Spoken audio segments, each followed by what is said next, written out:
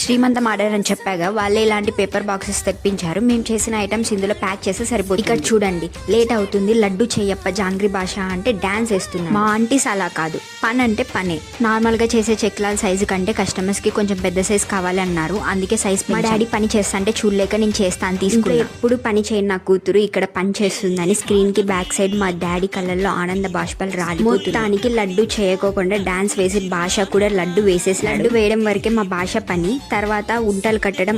మనం ఒక్క పనిలో చేయి వేస్తే ఎలా, అన్ని పనుల్లో మన హ్యాండ్ ఉండాల్సిందే. అప్పుడే కదా మా డాడీ దగ్గర మార్క్స్ కొట్టేసి సంజుని తిట్టియచ్చు. All items ready, packing start చేసాం.